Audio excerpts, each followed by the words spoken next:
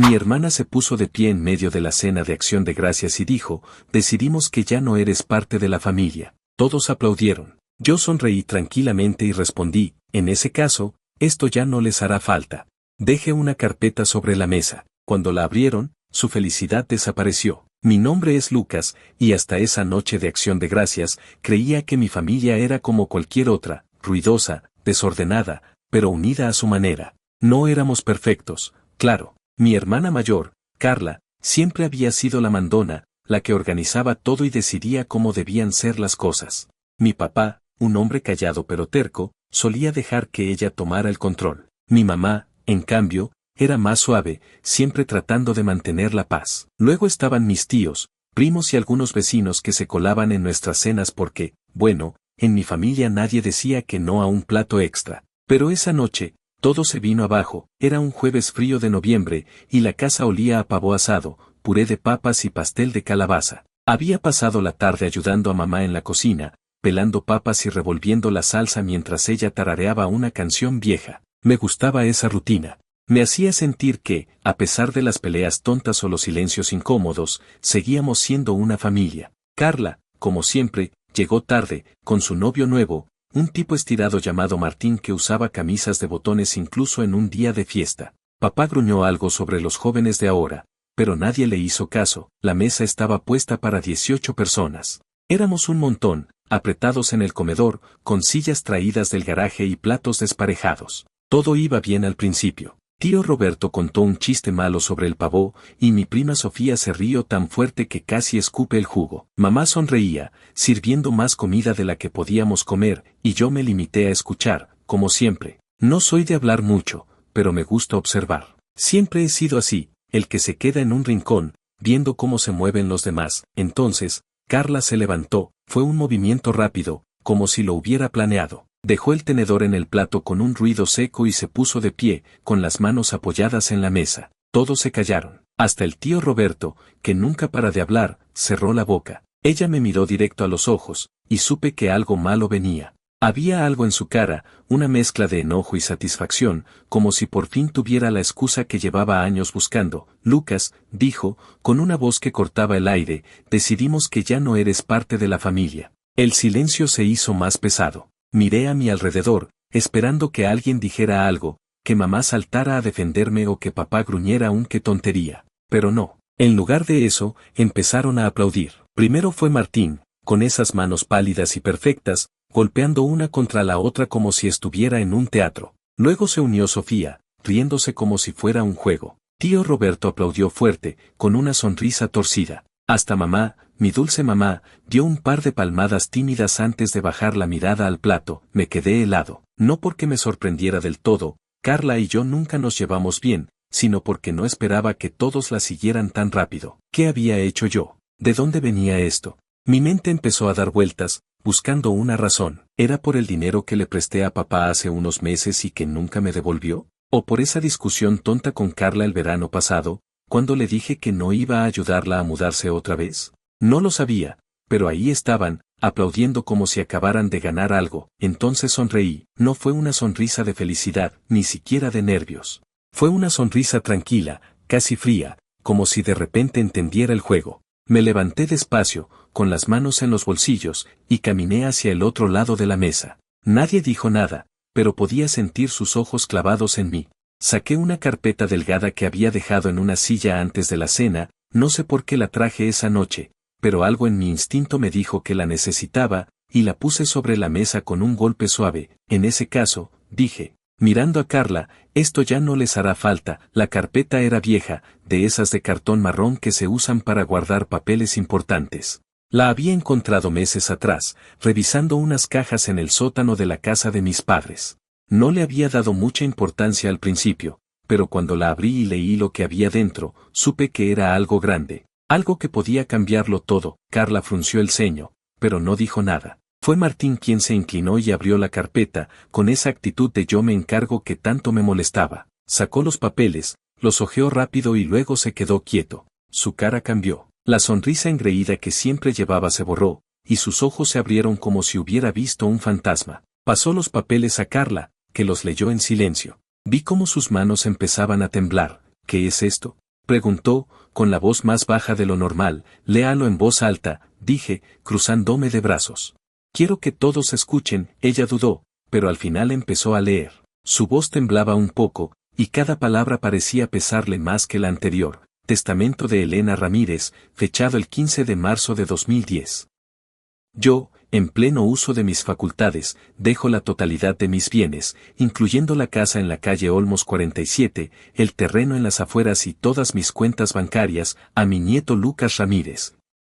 Con la condición de que se haga efectivo tras mi fallecimiento y solo si él lo reclama personalmente. Se detuvo.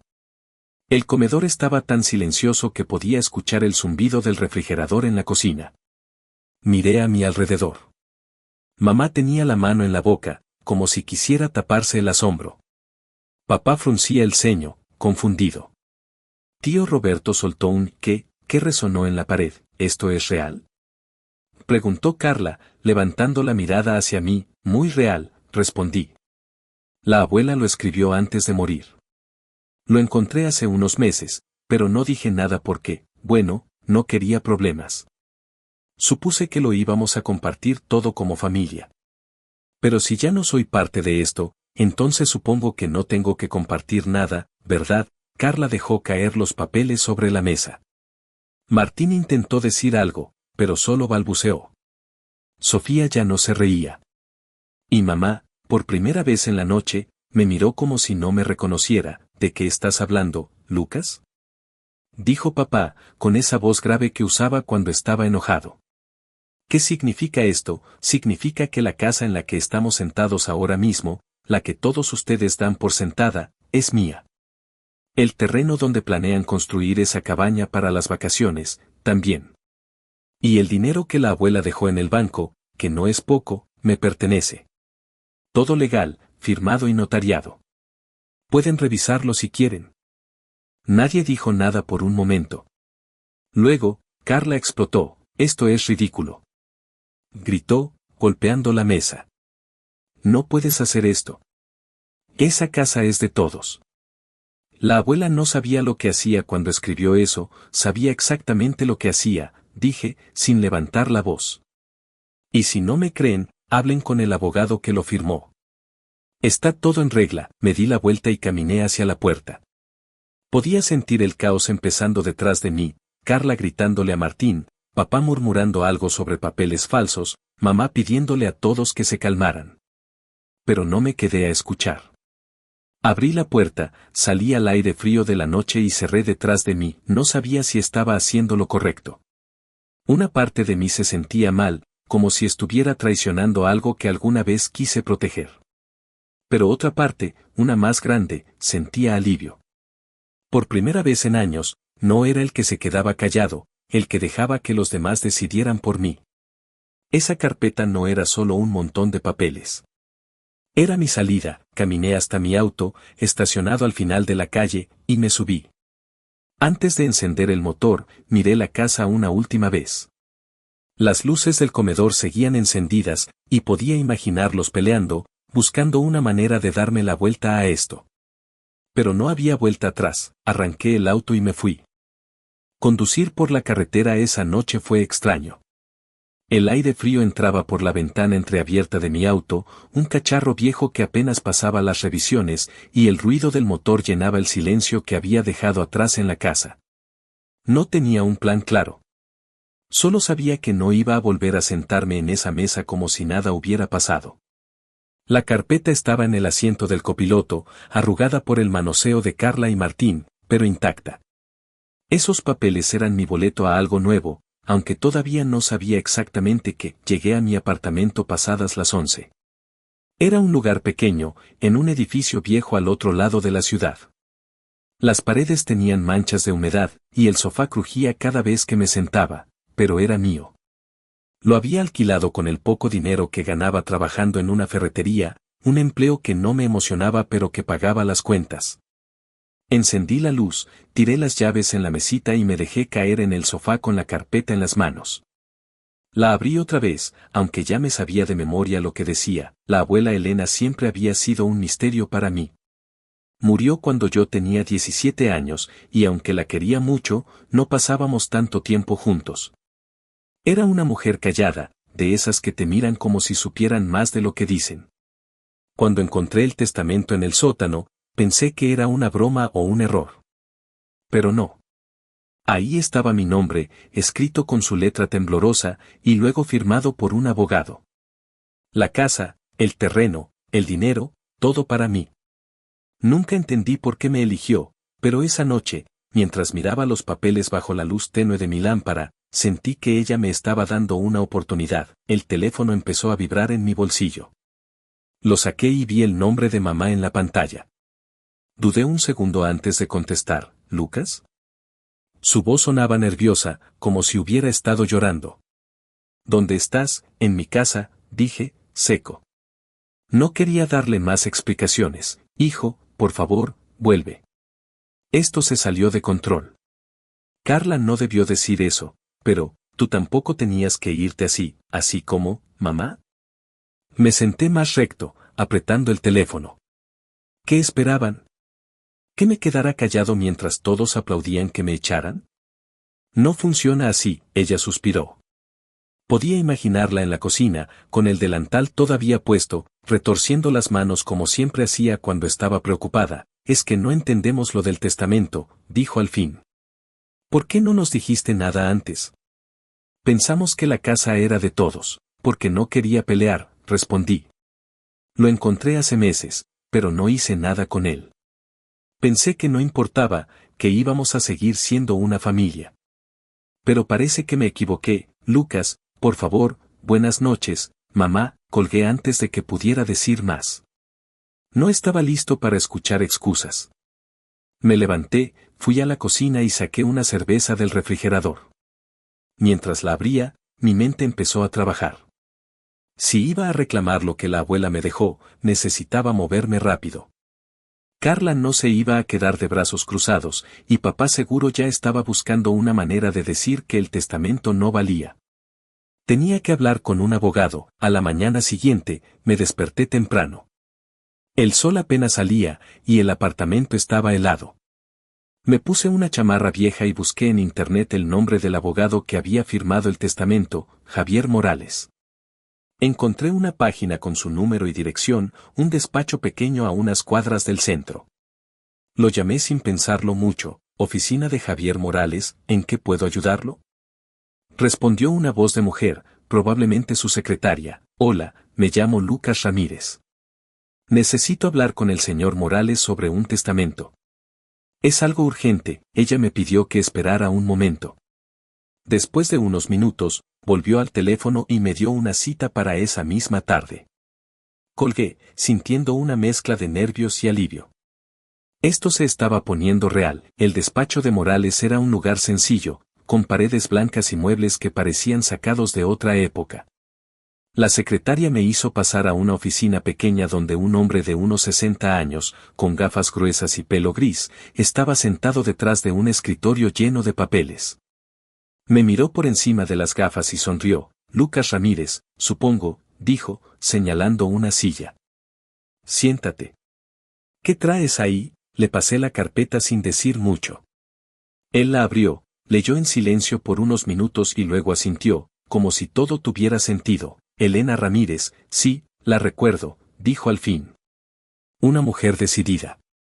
Este testamento lo redactamos juntos. Quería asegurarse de que quedara claro que todo era para ti. ¿Por qué yo? Pregunté, porque era lo que más me daba vueltas en la cabeza. Nunca me dijo nada. Morales se recostó en su silla, juntando las manos. Ella me dijo que eras diferente. Que no peleabas por lo que querías, pero que tenías un corazón bueno. Quería darte algo que te obligara a levantarte y tomar lo que es tuyo. Supongo que lo logró. No, me quedé callado, procesando eso. La abuela siempre me había visto más de lo que yo mismo me veía. ¿Entonces es legal? Pregunté. No hay manera de que lo peleen, es sólido, respondió. Está firmado, notariado y registrado. La casa, el terreno y las cuentas son tuyos, siempre y cuando lo reclames formalmente. Pero si tu familia quiere pelearlo, podrían intentarlo. Depende de cuánto estén dispuestos a gastar en abogados. Ellos no se van a rendir fácil, dije, pensando en la cara de Carla cuando leyó los papeles. Entonces prepárate, dijo Morales. Si quieres, puedo ayudarte a hacer el trámite. Pero una vez que empieces, no hay vuelta atrás, asentí. No había otra opción. Le pedí que empezara con los papeles, y salí de ahí con una sensación rara en el pecho. No era felicidad, pero tampoco era miedo. Era como si por fin estuviera caminando hacia algo, en lugar de quedarme parado viendo cómo pasaba la vida. Esa tarde, mientras conducía de vuelta a casa, mi teléfono volvió a sonar. Esta vez era Carla. No contesté, pero me dejó un mensaje de voz. Lo escuché cuando llegué al apartamento. Lucas, esto no se queda así. Esa casa es de todos, y lo sabes. Si crees que vas a quitárnosla con un papel viejo, estás muy equivocado. Nos vemos en la corte si es necesario. Solté una risa seca. Claro que iba a pelear. Era Carla, después de todo. Pero esta vez, no iba a ser el que se quedara callado. Los días siguientes fueron una locura.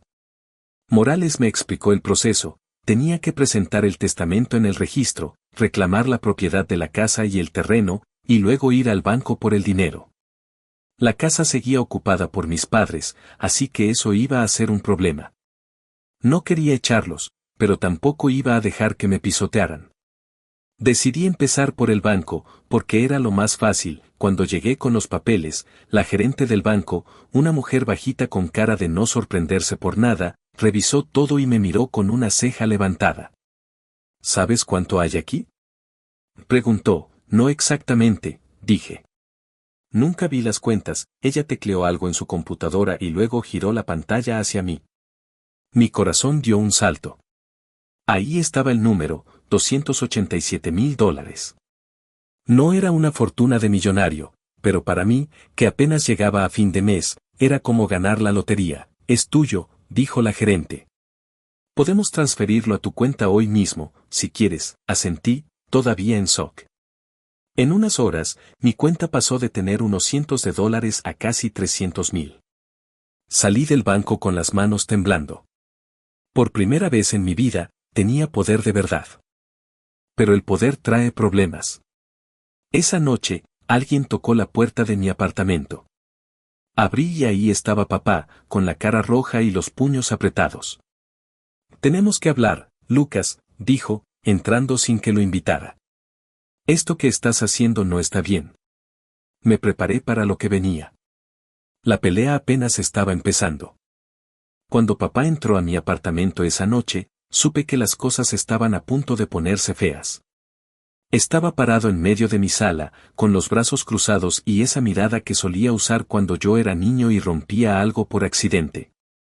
Pero yo ya no era un niño, y esto no era un jarrón roto.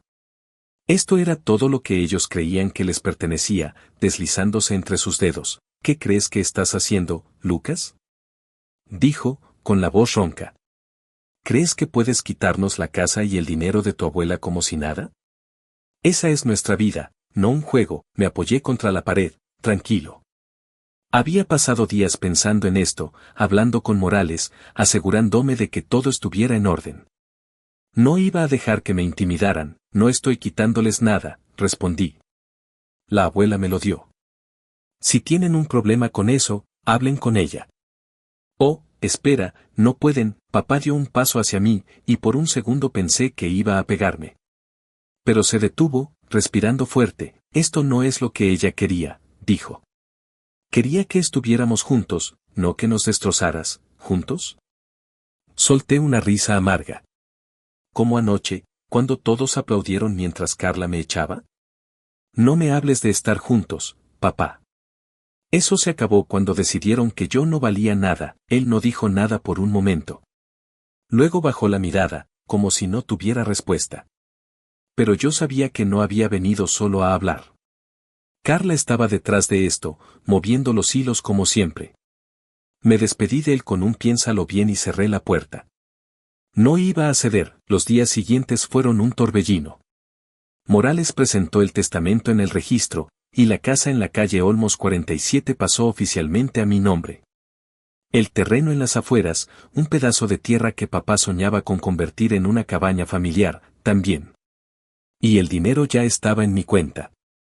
Pero mi familia no se rindió tan fácil. Carla contrató a un abogado, un tipo caro con traje brillante que mandó una carta diciendo que iban a pelear el testamento en la corte. Alegaban que la abuela no estaba en sus cabales cuando lo escribió, que yo la había manipulado. Era una mentira tan grande que casi me dio risa. Fui a ver a Morales otra vez. Estaba en su oficina, revisando unos papeles con una taza de café en la mano. ¿Qué tan serios son?, pregunté. Él se encogió de hombros. Pueden intentarlo, pero no tienen nada sólido. El testamento está claro, y hay registros médicos que muestran que tu abuela estaba lúcida cuando lo firmó. Van a gastar mucho dinero para nada. ¿Estás listo para esto? Más que listo, dije. Quiero terminarlo, y así empezó la guerra. La primera audiencia fue 2 semanas después, en un juzgado pequeño que olía a madera vieja y café rancio. Estaba sentado al lado de Morales, con mi chamarra vieja y unos jeans, mientras del otro lado estaba Carla, papá, mamá y su abogado Caro. Carla me fulminaba con la mirada, como si quisiera atravesarme con los ojos. Mamá parecía incómoda, jugueteando con un pañuelo. Papá solo miraba al frente, con la cara dura. El juez, una mujer mayor con gafas pequeñas, escuchó los argumentos. El abogado de Carla habló mucho, diciendo que yo había aprovechado la debilidad de la abuela, que el testamento era injusto.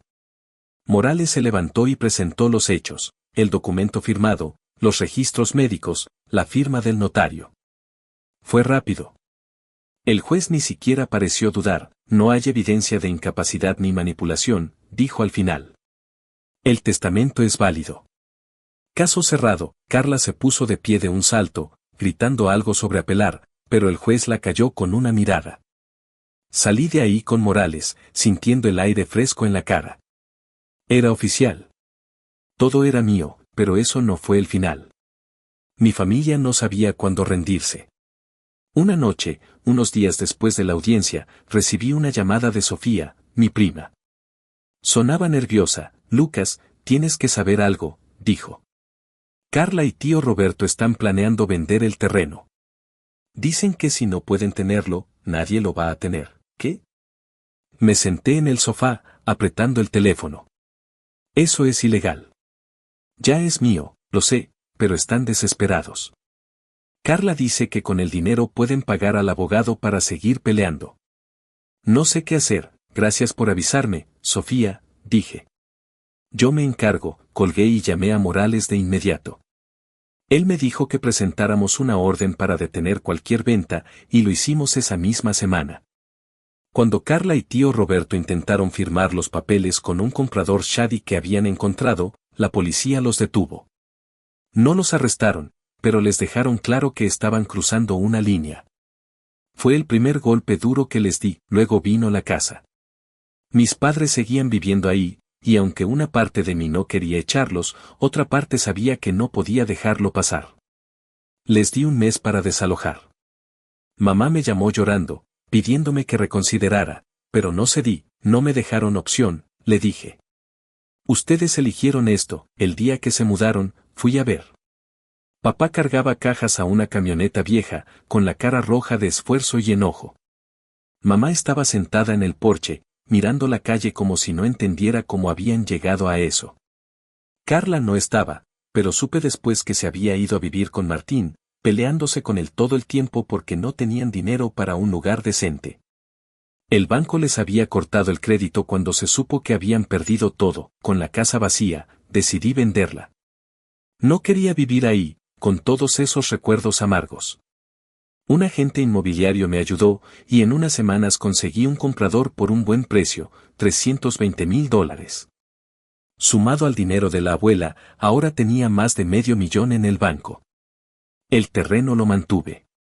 Era bonito, y pensé que algún día podría construir algo ahí, algo mío, pero no podía irme sin un último golpe. Quería que supieran que no podían pisotearme y salir como si nada. Organicé una pequeña reunión en un restaurante del centro, un lugar sencillo pero decente. Mandé invitaciones a Carla, papá, mamá, tío Roberto y Sofía. Les dije que era para hablar de paz. Solo Sofía sabía la verdad, porque ella había sido la única que no me dio la espalda del todo. Llegaron puntuales, sentándose en una mesa larga con caras de desconfianza. Yo estaba al otro lado, con un traje nuevo que me había comprado, nada caro, pero decente, y una sonrisa tranquila. Pedí comida para todos, pavó, puré, pastel de calabaza, como en acción de gracias. Mientras comían, incómodos, saqué una caja pequeña y la puse en la mesa. ¿Qué es esto?, preguntó Carla, con la voz cortante. Un regalo, dije. Para que recuerden cómo empezó todo. Abrí la caja y saqué una foto enmarcada. Era de esa noche en la cena, tomada por Sofía antes de que todo explotara. Ahí estábamos todos, sonriendo como si fuéramos una familia normal. Pero en la foto, con un marcador negro, había tachado sus caras, dejando solo la mía intacta. Se la pasé a Carla, que la miró con los ojos abiertos. Ustedes me borraron primero, dije, levantándome. Ahora yo terminé el trabajo. Disfruten la comida. Es lo último que van a sacar de mí. Me di la vuelta y salí del restaurante. Afuera, el aire estaba fresco, y el sol se estaba poniendo. Escuché a Carla gritar algo detrás de mí, pero no me detuve. Subí a mi auto, uno nuevo, nada lujoso pero mucho mejor que el cacharro viejo, y manejé hacia el terreno. Ahí, bajo un árbol grande, me senté con una cerveza en la mano y miré el cielo. Ellos estaban en ruinas. Papá y mamá vivían en un departamento pequeño, peleándose por las deudas.